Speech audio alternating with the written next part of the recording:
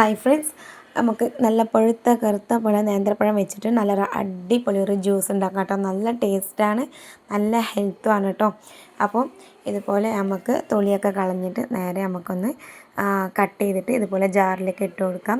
അപ്പോൾ ഞാൻ ബാക്കിയുള്ളതും കൂടി ഇതുപോലെ തൊളിച്ചിട്ട് നമ്മൾ ഇതേപോലെ ഒക്കെ ഞാൻ ഇതിലിട്ട് കൊടുത്തിട്ടുണ്ട്.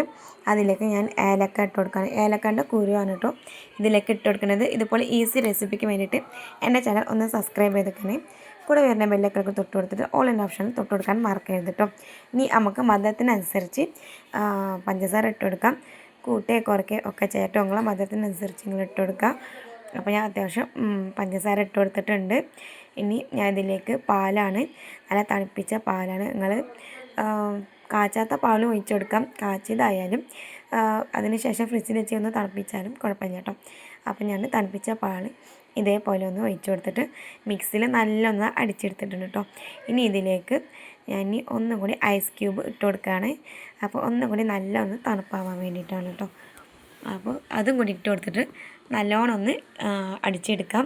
അപ്പോൾ ഞാൻ ഒന്നും കൂടി ഐസ് ക്യൂബ് കുറേ വാരി ഇട്ട് കൊടുത്തിട്ടുണ്ട്. ഇപ്പോൾ കുറച്ച് വെള്ളം കൂടി ചേർത്ത് കൊടുത്തു. ഇനി ഇത് നല്ലോണം അടിച്ചെടുത്തിട്ടുണ്ട്. അപ്പോൾ നല്ലോണം ഒന്നും കൂടി നല്ല കട്ടിയാവും കേട്ടോ. അപ്പോൾ വേണമെങ്കിൽ അല്പം ലൂസാക്കി കൊടുക്കാം. അപ്പോൾ ഇത്രയേ ഉള്ളൂ. നല്ല ടേസ്റ്റി ആയിട്ട് നല്ല ഹെൽത്തി ആയിട്ടുള്ള ഒരു അടിപൊളി ബനാന ജ്യൂസാണ്, ഷേക്കാണ്. അപ്പോൾ കുട്ടികൾക്കും വലിയവർക്കൊക്കെ ഒരുപോലെ കുടിക്കാൻ പറ്റിയ നല്ല ഹെൽത്തി ജ്യൂസാണ്. അപ്പോൾ കുട്ടികളാകുമ്പോൾ ഐസ് ക്യൂബ് ഒഴിവാക്കിയിട്ട് കുടിക്കാൻ കൊടുക്കാം കേട്ടോ. അപ്പോൾ നല്ല ഹെൽത്താണ്. അപ്പോൾ എല്ലാവർക്കും ഇഷ്ടപ്പെട്ടിട്ടുണ്ടാവും വിചാരിക്കുന്നു. ഇഷ്ടപ്പെടുകയാണെങ്കിൽ എൻ്റെ ചാനൽ ഒന്ന് ലൈക്ക് ചെയ്യാനും അതുപോലെ തന്നെ വീഡിയോ എല്ലാവർക്കും ഒന്ന് ഫ്രണ്ട്സിനും ഫാമിലിക്ക് ഷെയർ ചെയ്ത് കൊടുക്കാനും മറക്കരുത് കേട്ടോ. അപ്പോൾ എല്ലാവർക്കും നന്ദി. Thank you. അസ്സലാമു അലൈക്കും.